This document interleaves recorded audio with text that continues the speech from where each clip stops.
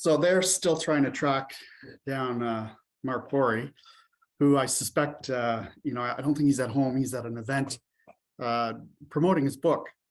So maybe just while we're waiting and while they're tracking him down, I can start talking about the book a little bit. Anybody has any questions, I'd be happy to answer them as best I can. And anything I don't know, we can hold for when Mark arrives. I found this book really fascinating for several reasons. Probably the first and most important, which I intend to put to Mark, is that I'd never heard of George McCullough before.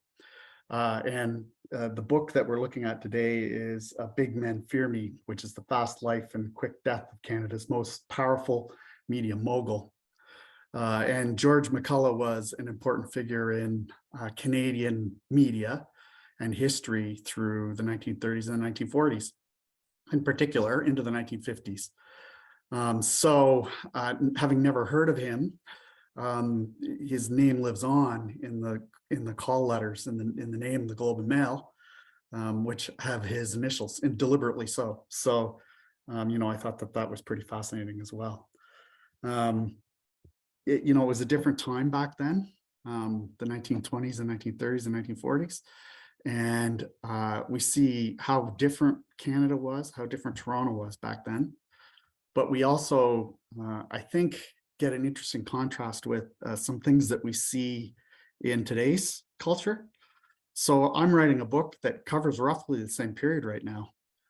So I'm very fascinated by some of the features in Big Men Fear Me that echo not only the things that are in the book I'm writing, but also reflect a lot of what's happening today. So you have the introduction of this basically new medium, which is at the time was radio, and the older media competing with it and overlapping it. But anybody who thinks that our politics and public discourse, public policy today is a bit irrational and maybe divisive, need only look to earlier times and see that the way it is today is not even as bad as it was back then.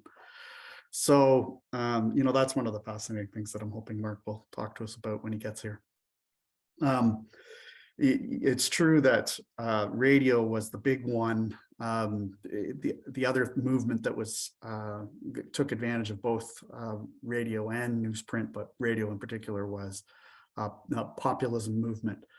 And so the populism movements of the early part of the 20th century sort of started in the early 1900s and then picked up steam after the war. And then when times get bad, which is typically when populism rears its head, or there's challenges, social challenges, populism will come to the fore.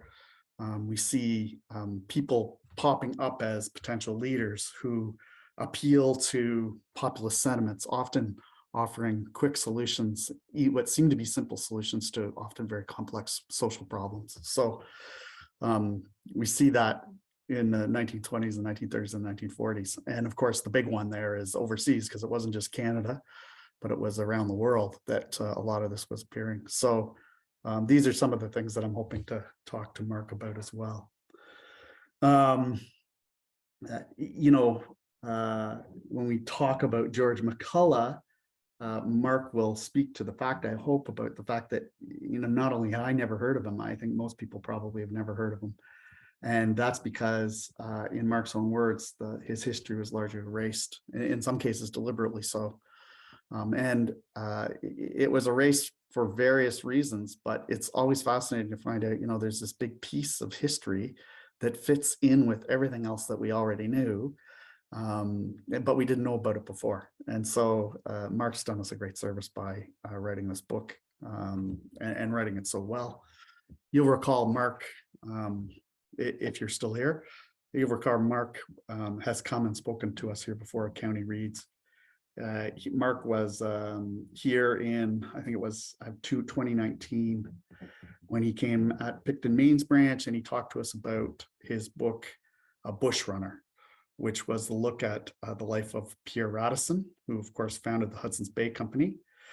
And when I read that book, I thought, well, there's another example of a tale around which certainly we've remembered Radisson, but mostly as the name of a hotel chain, not especially as an historical figure. And when you read his book, you find out that Canadian history is anything but boring.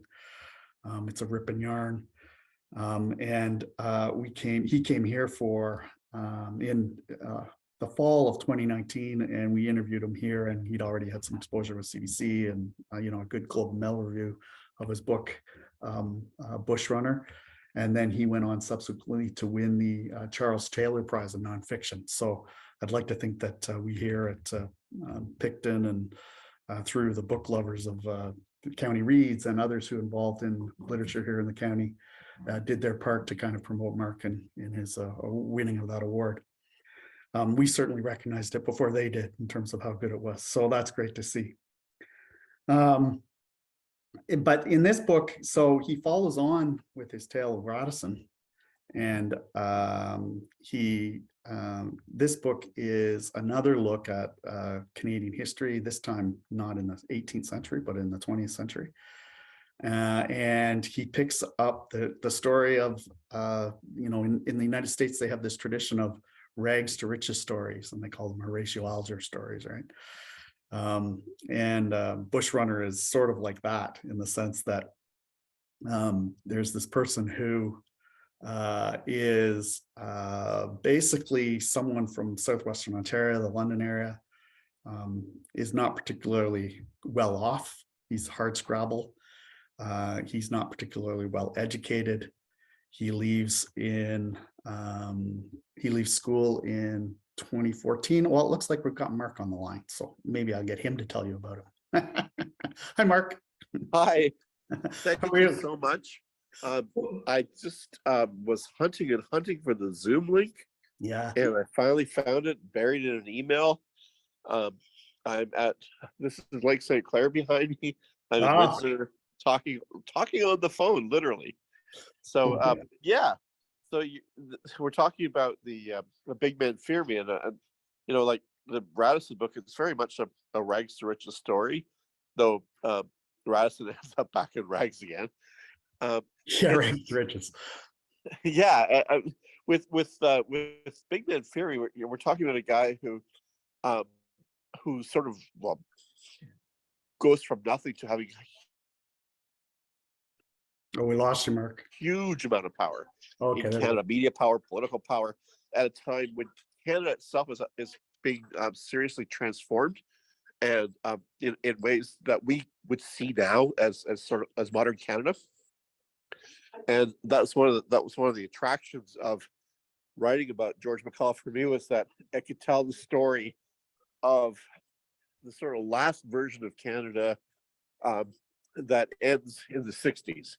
The Canada of the Depression and the Second World War, and in the early 1950s, when most of the that we see as Canada now were very new.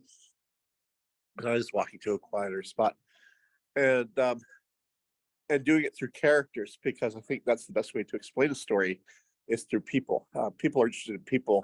They're not really interested in dates and events, especially events that don't really affect them personally as they see them now. Well, it's a rags story, so I'm glad you made it. Yeah, me too. I'm doing my best to tap dance there without you. But yeah, I did a little introduction of you and your background. I watched a bit of the song and dance, and it was great. Oh. I was like, wow, what, but no, you did a great job. Thank you. And I'm sorry I'm late. And I was scrambling for a long time just to find the link. Welcome to the age of technology, and to the age of the dinosaurs, me being the dinosaur and this being the technology. But I do love books, and I love paper. And I really think that's a great way of telling a story. But it's also great. I love Prince Edward County, and there's even Prince Edward County shows up in this book. Even back in the day when McCullough was around, it was still a canning and agricultural area, and stuff. But there's a really interesting election that happens in that area, the East Hastings by-election, which sounds so boring, man. You really think I'm going to buy a book that mentions the East Hastings by-election? But this is like a battle for the soul of Ontario during the Depression, over the issue of basically how Catholics fit into the political system when Ontario, especially, was very much divided between Protestants and Catholics, and this was sort of the great social cleavage of those days, was the English and Irish Protestant Catholic divide, which kind of gets swept away as we get mass immigration from different parts of the world, and people find other focuses for the bigotry. But of course, there's always someone, right, who gets that end of the stick. And in East Hastings, the East Hastings by-election, it's the Catholics who get the gears.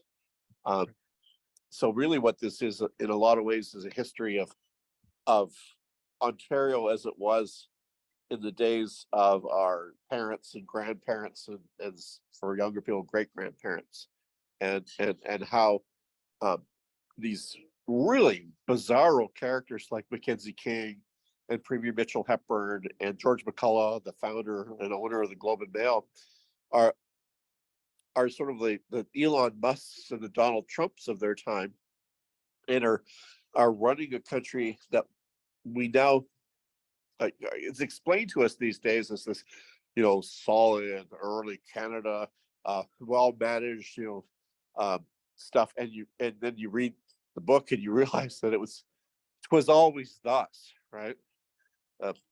Always rough politics, always also social divisions that are exploited, new media that come along from one to another, charismatic people, crazy politicians, empty populism. I mean, it's all in this book, and it's all in the now. So let me stop you there, Mark, because that was one of the pieces that I was trying to describe in terms of the social conditions prior to your arrival, which was the new medium of radio, how important newspapers were, and then how important the new medium of radio was, and how that fed into the populist wave that came about when social conditions started to be challenging.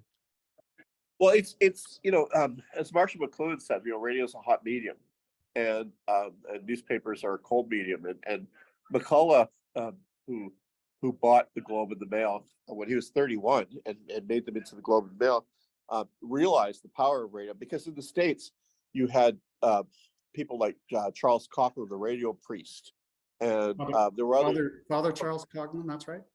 Yeah, a Canadian, by the way, from Windsor. Actually, he was just across the river here. He moved from I think he's from Hamilton, if memory serves, and then he went to Detroit and became this incredibly powerful radio figure, to the point where he would get his followers to send him a dime, and he got so many dimes that there was a huge shortage of dimes in the States, and he actually cornered the market on silver for a while, because they had these barrels of dimes in his church in Royal Oak, Michigan, across from where I am now. And McCullough, he saw that power, and he used it. And back when McCullough was his prime, he could buy an hour on the CBC, the whole national network. He would just buy it in prime time, not like 2 p.m, and it was the only radio station most people got. And they would sit around the radio and they'd listen to George McCullough spouting off about whatever bee was in his bonnet. And he was able to launch a political movement because of that. And one of the neat things about the book, and it's spoiler alert, is that he dies just before TV comes in. Like, he literally, the day of his funeral, the Toronto Star runs this big, so long George thing, and there's a little squib in the bottom corner saying that Channel 9 is about to start broadcasting in Toronto, the CTV station. And I kind of wonder what TV would have been for him. I think he would have been amazing on television. Well, I've heard his voice. We have recordings of his speeches for the CBC, and he's got a great voice, unlike me. for radio. And And handsome. He's handsome too, right? he's handsome. Tall. He's tall. He's in good shape, but except near the end, he's dead. Probably still in better shape than me when he is dead. Um, and yeah, he's got everything going for him that a TV person would have. Plus, he's got every connection, so he would have been able to get on. It wouldn't have been a big fight for him to get on TV because the guy who owned the TV station had worked for him for years and was his buddy. So John Dawson, right? yeah, so sort of left with this. Well, what could have been? Yeah. But what was is interesting enough anyway. And what was is a guy who owns the Globe and Mail and the Toronto Telegram. So two of the big three papers at a time when newspapers really mattered, when everybody got a newspaper and a lot of people got two or three. So he's got this clout, and he's got political clout nationally because he's got the Globe and Mail. And then he's got access to the radio waves, which he fights for. And then he knows everybody at the same time. Right. So he can get anybody on the phone, and he does. So I'm just going to read from your book, a quote from your book, and Sure. and then I have a question, Mark. So I'm going to just step back a little bit and maybe go through it a little more chronologically, because I think we're having a great discussion. But I know, but we're all over. That's me. You throw a few coffees at me, and I'm all over the damn place. Oh, okay. a little bit of context. So you write, this is a book about a man who many people, including those at the center of economic and political power, expected to be Prime Minister of Canada. Instead, he died mysteriously when he was just 47 years old. You've probably never heard of George McCulloch because he's been deliberately erased from history. So that's what you say. And we've just had a little bit of context about where he ends up. But I really would like to go back and talk about how a 14-year-old dropout from Southwestern Ontario, man who sold newspaper subscriptions, managed to become one of Canada's most powerful political and economic figures. So, like, where did he come from, and how did he make it mark? He does it really quickly. He comes from a poor family, so this is not a guy who's got any kind of advantages. He quit school because his high school burns down. It's a great opportunity to slip away.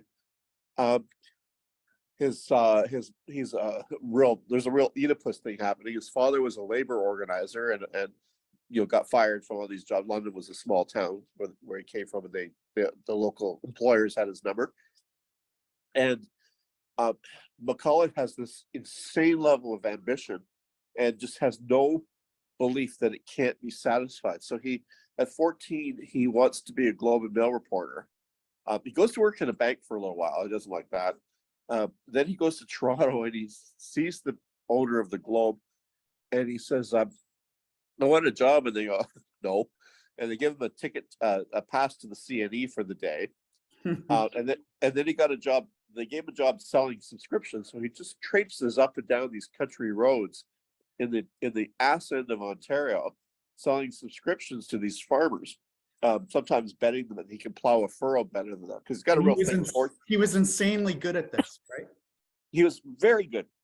The first week, like he got these huge bonuses that where they never expected to pay. They said, if you can sell blah blah subscriptions, we'll give you a bonus, right? And of course, they didn't expect to pay them. He got them.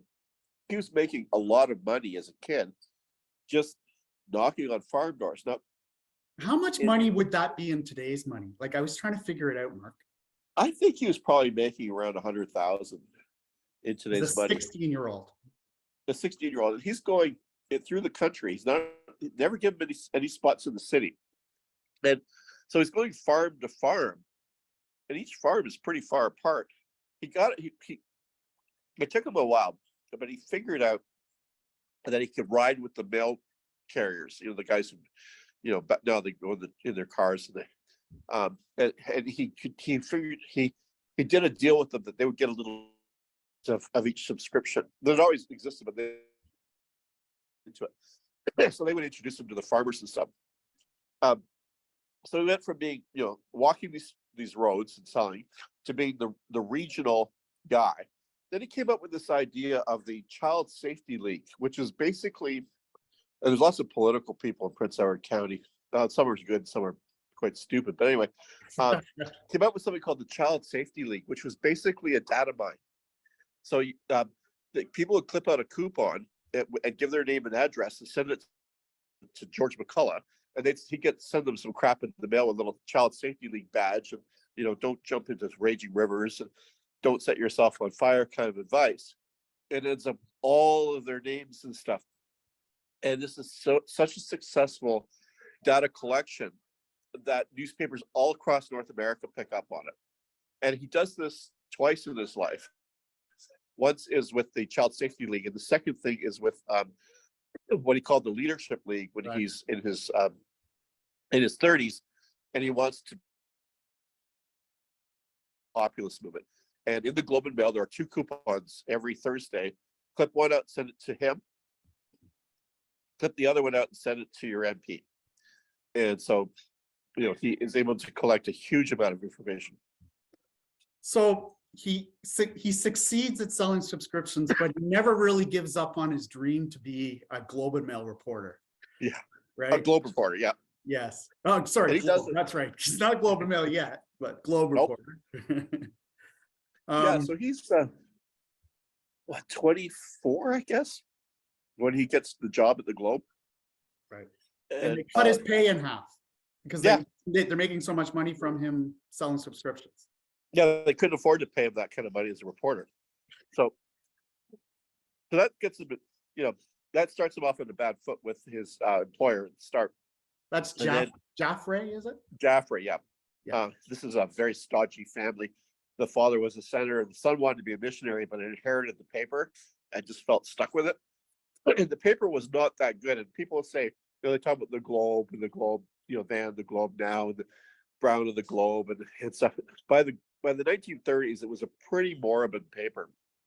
And that was a bit of a joke for how boring it was because of the things they wouldn't talk about. Like they wouldn't talk about horse racing, which everybody in Toronto used as sort of the lottery system. And they wouldn't talk, they wouldn't run liquor ads. There was no fun in it, but he wanted to work there. And probably because he saw the paper when he lived in London. So he gets a job there. He wanted to write sports, but they put it in business, and he started covering Bay Street. So again, don't forget, this guy's only got part of a grade 9 education, but he learns fast. He's very smart. And by 1929, he gets fired, supposedly for smoking in the office. Now, I have a hard time believing that. These lungs are what they are because the news are smoking. And he says the dream line that every employee who's ever been fired wants to say as they're walking out the door. Yeah. Which is next time you see me, I'll come. Next time I walk through these doors, I'm going to own the place. Except he actually does it. Yeah, 1929. You'd think a guy fired in 1929 before the stock market crash would be in a world of trouble, right? But he goes to Bay Street, and within a few years, he's got 30 employees in his brokerage firm, and he's selling stock. Pardon me. It's not a good day. He's rich very, very quickly. 1929, 1930, 1931, the worst years of the Depression, when people are living in camps and shacks and lining up for soup and stuff. George McCullough is building a gold stock trading practice that's worth millions. And he is 20, 24, 25, 26 years old. This is born in 1905, so you would do the math. In 2029, he's 24.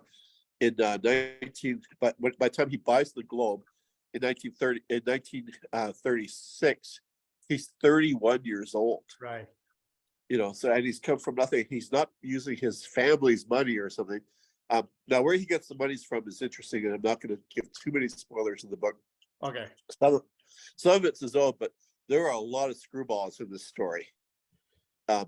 And William Wright, we can give his name, and he finds a gold mine, and you just go like, oh my God, I don't believe that this would happen to a person. And he's loaded, and he's living in Bourrie, and he's one of those crusty old guys living in his house full of junk. Yeah, he deserves a book all on his own, doesn't he? Oh, he does. He does. And the whole story of those gold miners, up to him and Harry Oakes and There was a woman named Rosa Brown, finding these mines, stumbling around in the bush and, grabbing a hunk of moss and come off and there'd be like a, vein of gold, like as long as your arm. It was like like winning the lottery, it sounds like. Yeah, they would just stagger around the bush. Sometimes it was 50 below, staking these claims and then finding these vast amounts of gold. It's staggering. Just the silver up there in northeastern Ontario was worth more than all the gold that came out of the Klondike. Just the silver. Then you could get into the gold. Now, I am going to give a spoiler. William Wright finds a vein of gold that's 18 inches thick. So it's say, think of pink granite up in the shield with a white vein of quartzite going through it. And in this vein of quartzite is gold that you can see and nuggets. And one of the things that would happen to these prospectors a lot was they'd have to sell the prospect because they couldn't afford to develop it. This thing was so rich that they just chiseled out chunks of this rock and sold it to raise the money to capitalize the gold mine. Wow. So this guy was the richest man in Canada, and he loved horses, and so did McCullough. He loved horses so much that after he'd found like insane amounts of gold, he joined the army as a private so he could look after horses in the First World War. And the story of what his interactions with horses in the Boer War has a direct effect on Canadian history, especially Canadian media. His attachment to horses, his what happens between him and the horses in the Boer War sends him to Canada, and then he makes all this money, and he changes Canadian journalism by helping float McCullough, because McCullough doesn't have quite enough money to buy the Globe and the Mail and Empire. And then he's sort of part of the whole McCullough thing all the way along. But he's not a political guy at all. He doesn't give a damn about politics. Only thing he wants is this one comic in the Globe. It was some that I've looked at the comic. It wasn't even funny. They had to run every day, and if they forgot to put it in, and God knows they did one time, you could get fired for that. But yeah, so you got characters like him, and of course you got characters that we know like Mackenzie King, who hated McCullough so much that he would come to visit him when he thought he was dying in the hospital. McCullough ended up in Toronto General a couple of times, and King actually showed up at his bedside not to comfort him, but to see if he was going to die, because King really wanted him to. Didn't he write like several times in his diary like it would be better if he just died? Yeah, and him and Mitchell Hepburn, the premier, was the same way. How much he hated those two guys. It was kind of like and it didn't start off like when he first buys the Globe with Bill Wright's money. He seems to like want to connect with Mackenzie King in much the same way that he'd earlier connected with Hepburn, right? Yeah, I think he felt used, because he goes up to King's place and he just tells him everything, and then he finds out that spills the beans. Oh yeah, all King had to do was keep him up really late at night. He wasn't a drinker. Everybody thought he was an alcoholic, but that was just his mental illness coming through. And so the two of them would sit there dry up in the study of Laurier House, which you can actually go and visit. It's probably the most interesting museum in Ottawa, frankly, which is Mackenzie King's house that he left to the people of Canada, which is now a museum. And up in the third floor study, he'd sit there with McCullough and the crystal ball and the picture of Mama and all his Freemasonry books. Nobody's ever written about King's Freemasonry, which is rather odd. And pictures of the king and the princesses and stuff. And they would shoot the breeze, and he would just pick all the secrets out of McCullough about paper, how much he paid, his interaction with Wright, about Hepburn. Oh, anything about Hepburn, and God knows there's lots of gossip. Oh, that's right. Mitch Hepburn could not walk past a house of prostitution without going in, like and literally. He was drunk too. And he was a drunk, holed up in the top floors of the King Edward Hotel with a bunch of goons and a bunch of prostitutes running the province, with McCullough going up there basically telling him what to do. Right.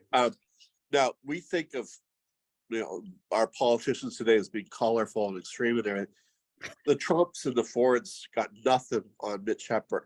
When Hepburn runs as a populist, as a liberal, large L provincial liberal populist, and auctions off the government limousines in Varsity Stadium, fires every game warden in the Depression because people got to eat, you know, that kind of stuff. Gets into these hammer and tong campaigns like the East Hastings by-election. I think it was like 37 or so. And everywhere he travels, they're always looking for Hepburn because he's lost in some house of ill repute again. Right. And then and getting money. Well, McCulloch looked after his money. McCulloch would put Hepburn's money into all these stocks. There were all these pump and dump schemes, and so Hepburn was making all this money to keep his onion farm in St. Thomas going. So they say, "Oh, Doug Ford used to deal hash." I think the kids. I think Mitch Hepburn would just go like, "So," and of course Hepburn died young too.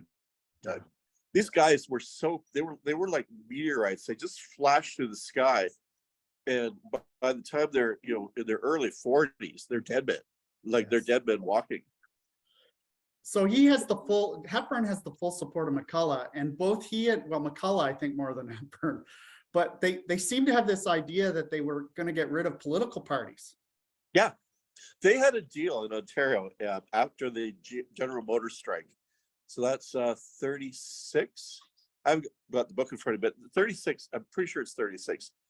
McCulloch brokered a deal with Hepburn, who was the leader of the Liberals, and Earl Rowe, who was the leader of the Conservatives. All these names that nobody ever heard of, but are really interesting guys. To get rid of, they're going to have a coalition government in Ontario between the two parties in the legislature, and get rid of opposition. And Hepburn had won a big majority in the previous election. And Rowe's caucus was very, very small, but Hepburn was so determined, and McCulloch had whipped him up to such a point that he was prepared to hand over the premiership to Earl Rowe. And now, Mitch also had 6 cabinet portfolios at the same time, so I guess he would have something to do. So Earl Rowe thinks this is a great idea. And again, these are all horse guys. Earl Rowe was big in the trotters circuit. And Earl Rowe goes up to Ottawa and tells Arthur Meighen. Now, we all think of Arthur Meighen as a bit of a loser because, it's very short as term of a prime minister or whatever.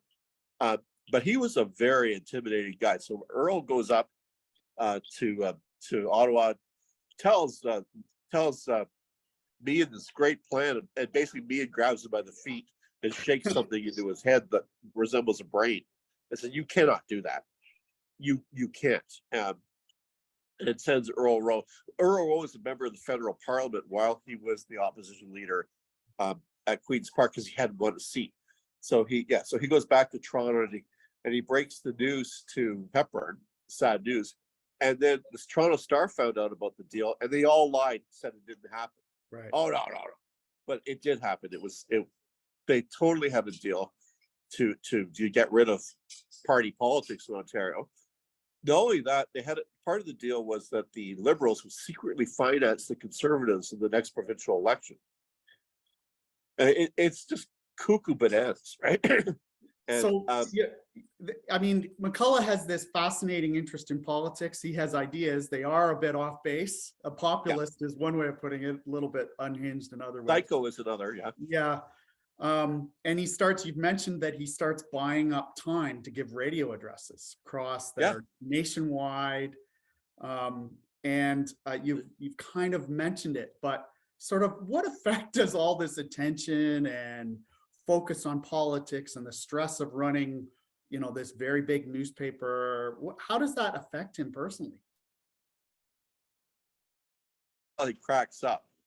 Now he let people think he was an alcoholic, but he was bipolar, and he found a psychiatrist. Now this guy we would think of him as a crank now, but back in those days, he was actually quite famous.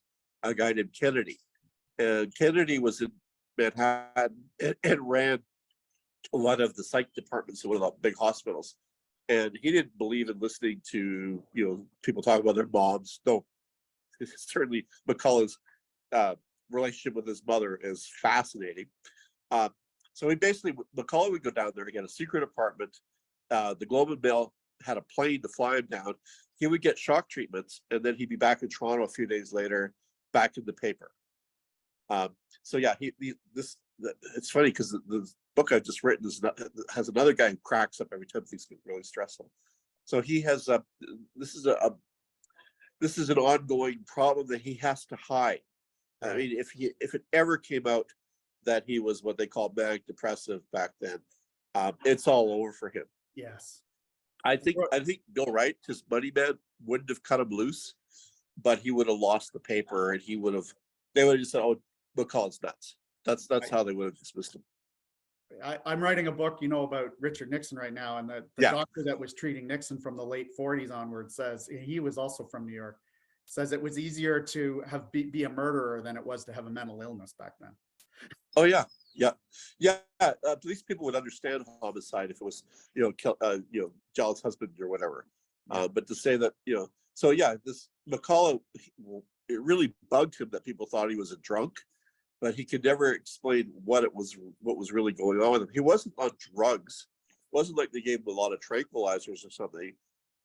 He would just get weirder and weirder, and then realize he had to do something. Now, the interesting thing about him is that he realized he had to do something. I have known bipolar people. I had quite a good friend who was bipolar, and our job as one of his friends was to sort of be a cushion around him to prevent him from getting into trouble. And he didn't realize, what was happening, and that he needed help. But McCullough seems to have known. There were people who knew. Brendan Bracken, who was the founder of the Financial Times and Winston Churchill's right-hand man, he knew.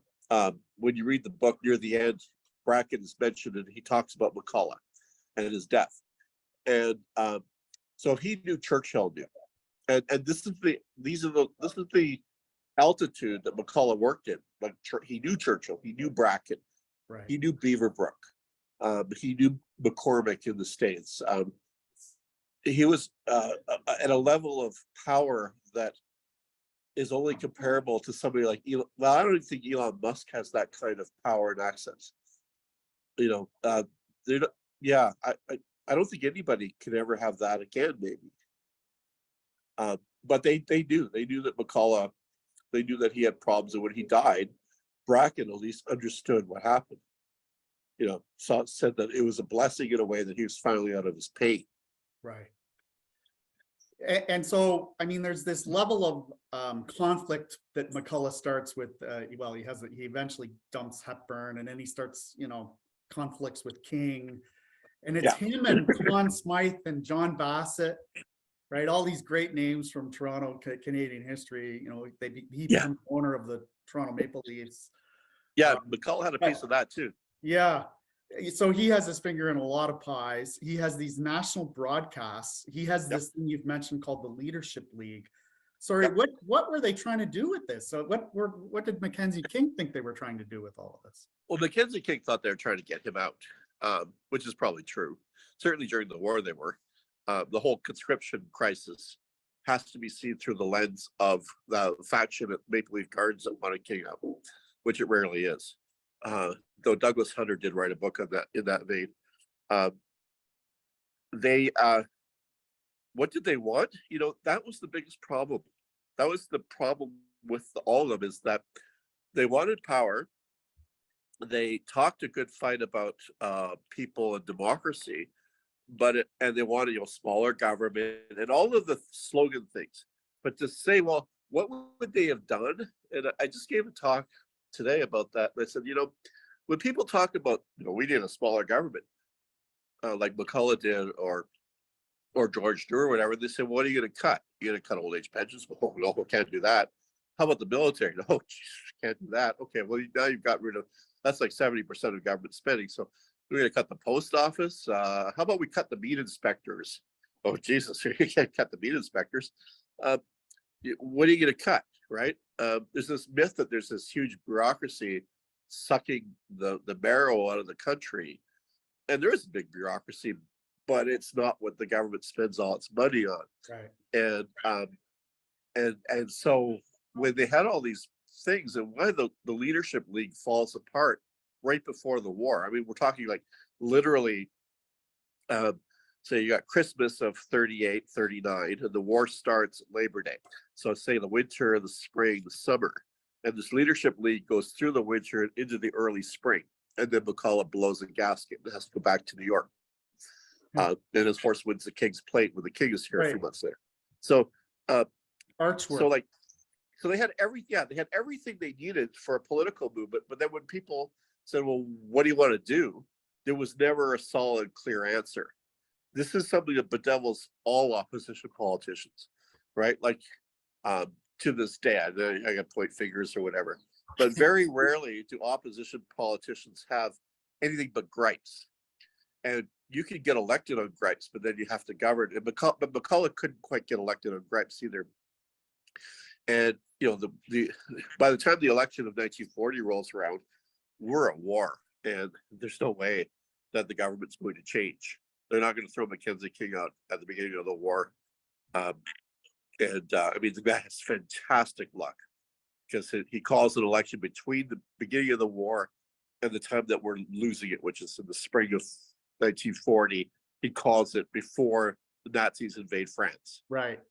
And then within a month of the election, the government of Canada is literally panicking because we are losing the war. France has fallen. They're talking about the king coming to Canada in exile and a whole bit. So that when you're up against a guy with that kind of luck and you've got no real plan, and one thing about King is the man was always communicating a plan. We don't talk about King's sort of ideas, but he was always writing books, industry, humanity, and stuff, and talking about what they called social economy. And he thought about this because he had no life, so he thought about this a lot. Yeah. And McCulloch was great at campaigning, and you have people now who are professional campaigners who will go from one campaign to another who really have no ideology and no sort of program, and who just like to campaign. And I think people like McCulloch fell into that, where they would have loved to have won. You know what it's like? You ride your bike along a country road, a dog chases you down the road, right? So you're booting down the road on your bike, and the dog, or on a motorcycle, even better. So you stop, and the dog catches you. The dog looks at you and, what the hell am I going to do now? And usually the dog just walks away, right? Yeah. Because it's the chase. So, now hopefully you don't stop and the dog takes your leg off. But that's really the kind of attitude guys like McCulloch and his friends had, was like they were the right guys. They were smart. They were personable. They had great social skills. They weren't weird like Mackenzie King. They weren't sexually ambiguous like Mackenzie King. Yeah. These are the right kind of real cool guys who should be running things because they're just natural leaders, but they got nothing to sell to the people. Yeah, one of the things I thought when I read this was the level of animosity and criticism of the Prime Minister of Canada, Mackenzie King. And that was at the point I noted it, I think in your book, it was 1938. And I thought they're talking about him like he has no hope of ever winning or being prime minister because everybody is opposed to him. And yet King manages to hang on for 10 more years, and the Liberals for 10 years more beyond that. And I thought to myself, well, the way people criticize all leaders, right? Anybody with power gets such criticism these days. It's very difficult, but it's funny the way they live in that bubble where they saw themselves as the future, the leaders, and they never quite made it, right? The dog never quite. Well, he not only did he have great timing calling elections, but he was really lucky in terms of his opponents. So, you should be able to win a drink at a university pub by naming two of the opposition leaders of six that ran against Mackenzie King. Yeah. They're completely forgotten human beings. Some of them were men of substance and intellect and success before they got to Ottawa. When they got to Ottawa, he just ground them into nothing. John Bracken, Dr. Robert Mannion,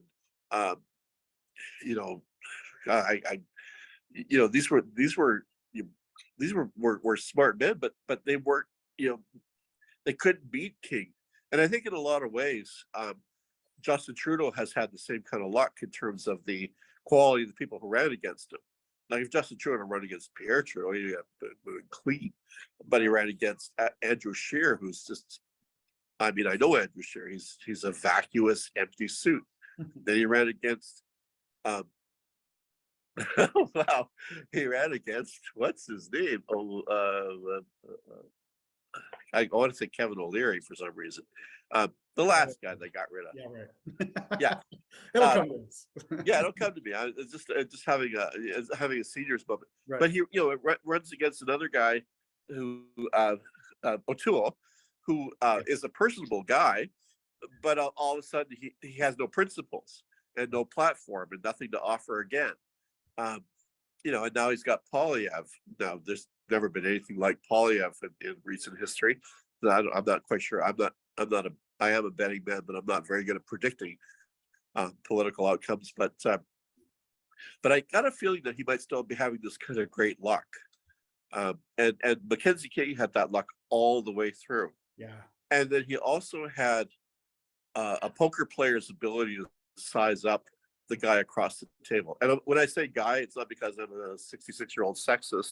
It's because this is the world that I'm talking about. It's very rare that women are across the table from Mackenzie King. Well, it's interesting that you would mention that because, one of the things I said to Andrea, my wife, about the book was all these interesting secondary characters in the book, including several of the very strong female characters like Judith Robertson and Irish Nash. Yeah. Which you did a good job mentioning and talking about. And I thought, this is really interesting the way, even though you're right, it's a man's world, that there are these other characters that are there, right? Yeah. Yeah. Yeah. And one of the things about McCullough when it comes to women is, well, first of all, he was probably a bit of a pig when it came to women, but he did have the first out lesbian journalist in Toronto in his newsroom. He didn't seem like a bad boss at all. I think he was probably, if you were on his good side and you got him on a good day, he was probably a great boss. I think he paid pretty well. He bought that little sort of cottage court down in Port Dover on Lake Erie, so that the poorer people in the newsroom could have a cottage to stay in on their holidays. He stuck up for people. Mackenzie King was always trying to get reporters fired out of the Parliament Hill Bureau. He backed those guys. He backed reporters even when he disagreed with their coverage of really what he thought were more important things like the General Motors strike. He would sit down with them in the cafeteria. I don't think he liked to go home much, and it's too bad I don't know much about the family life. His daughter was so young, the daughter that talked to me, that she didn't really know. But he would hang around a long time down in their office on King Street and just sit in the cafeteria and eat dinner with these reporters, which is some actually when I was a student at the Globe and Mail in like 70, 78, 79, there was always this thing in the cafeteria of people talking, like this sort of colloquium lasted for many years after. So you could sit and talk to him about, like, you could understand where he was coming from. You didn't have to, I worked on newspapers where you had to basically, crawl on your hands and knees into the office and, and never look, the boss in the eye. But that wasn't George McCullough. Some of the people who he employed were like that, like Oakley Daglish. But yeah, I think he was probably really intriguing. Once he didn't like you, though, I think you were done. Right. Like Judith Robinson. I don't know why he let that relationship be destroyed. Judith Robinson was a very gutsy, probably the best female reporter in Canadian history. He deserves a room book. Yeah, she does. She won the first National Newspaper Award, won by a woman. And George McCullough started the National Newspaper Awards. Columnist, investigative reporter, tough as nails, totally badass. But he let her go during the war when she had done so much for the paper. That is worth you never get it published, but it would make a great thesis even for anybody studying media history. What happened to Judith McCullough? The women reporters that get written about, sort of the early ones, are always the ones who are in the say 1800s, early 1900s, when they're more of a novelty act. Judith Robinson was in the newsroom, going toe to toe with men, and beating them, and going toe to toe with censorship and stuff. This was not somebody pretending to be insane to go to write features about life in a lunatic asylum or whatever. She was a real she was, yeah, she was what Christy Blatchford tried to be, frankly. So we're getting near the end here, Mark, and I don't want to give away all the spoilers on the book, but Yeah, I do want to ask the question. It's Al Gore used to always say about American politics, I used to be the next president of the United States. Sounds like George McCullough used to be the next prime minister of Canada. What happened? Well, he's aged super fast. His friend George Drew, his buddy, frenemy George Drew, who ended up marrying his widow, he put all his chips on George Drew winning against Louis Saint-Laurent. Sorry. Yeah, he put all his chips on George Drew, winning, and in 49 election, yeah. And Drew flamed out. That's actually what that chapter's called. And when Drew lost, and Drew's sort of clique of people, this is George Drew, John Bassett, George McCullough, were pretty much discredited in that election. And I think that was, he would have had to claw back from that, cut Drew loose. But Drew is another person who hasn't had a book, partly because his papers are still sealed. Part of them are still the stuff where when he was Premier of Ontario, he had the OPP spying on his opponents and feeding dirt to the Globe and Mail. I mean, we talk about like the CISA stuff now in the Chinese stories. Yeah. There's nothing new under the sun here. Anyway, so I think that was the thing that really killed his career. And then, like I said, these guys like Hepburn and McCullough, by the time McCullough was 45, people said he was an old man. If he had kept his health, if he kept his looks, if he had good mental health, and lived into the 50s, into the age of television, I think he would have been able to revive. And I think he would have been a contender in the Diefenbaker-Pearson years. There's a lot of opportunity in those years. You see a whole generational change to McCullough's generation, because he's basically around the same age as Pierre Trudeau, Pearson. He's actually younger than Pearson. He's younger than Diefenbaker. So he would have been like, this is a guy who would have been a pain in Pierre Trudeau's ass had he, not burned out. So, I mean, you've expressed views around the value we place on Canadian history, Mark. I know, because we share the time. And I honestly, until I read your book, I'd never heard of George McCullough. What brought you to George McCullough, and why have we never heard about him? Well, I discovered him when I was doing my PhD. I did my thesis on the World War II press censorship system. And so I was dealing with primary source material, boxes and boxes of memos, which is the sort of stuff that my unthrilling life involves. And I kept seeing his name. So I would look for his name, and I'd various books. There'd be a line here and a line there. And I was like, where's the book? Then there was a column by Robert Fulford about McCullough, how that would be the greatest Canadian biography that's never written. And I didn't understand why it wasn't written. So I found one of the biographers of Mitchell Hepburn was a man named John Saywell. John Saywell was the master supervisor to one of my mentors. So I got a hold of Saywell, who was a very old man teaching at York. And I said, well, you used McCullough's papers for part of your book on Hepburn. And he said, yeah, I gave back to Phyllis McCullough. And she was dead at that point. I got a hold of their daughter, and she said, my mother burned his papers. Wow. So there were no papers. And then I found out that like at least 2 other people had tried to write up the book, which made me really excited, because now I had something to prove. So I began this task of rebuilding McCullough's papers from all the people he wrote to. So I think I did a fairly good job on that. I mean, you can look at it's all annotated. And I bought all kinds of obscure books that had a line here and a line there. just rebuilt. And the fact that the guy owned a newspaper was really helpful because I could see his voice in there, right? Yeah. And often track his movements through the paper. Um, so it was like making a quilt of tiny, tiny pieces. And I was able to do that and have the complete story and not have it sort of fizzle out or have a big hole in it or something. It took me years and years of just collecting stuff, putting it in binders. You know, I wrote other books. I wrote my PhD thesis. I wrote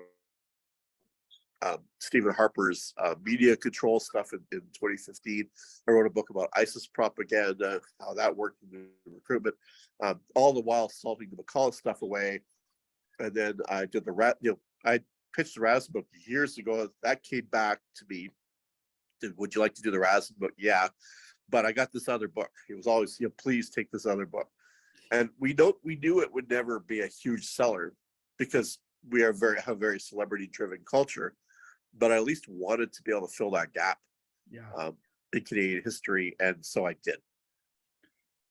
Do you have any last word or last brief comment about George McCullough before we wrap it up, Mark?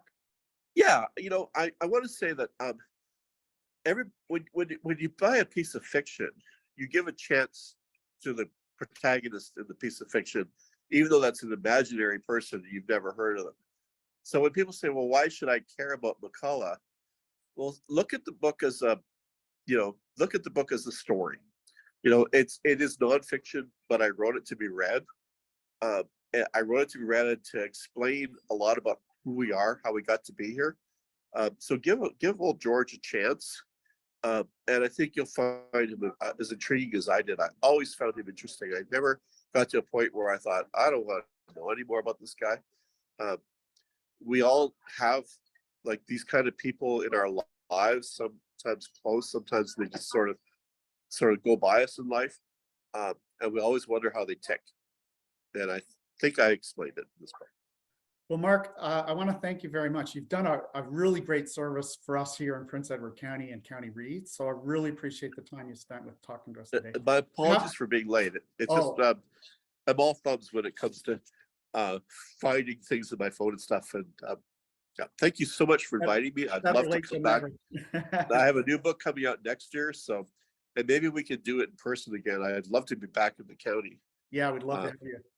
Okay, thank you. Thanks again, Mark. Appreciate it.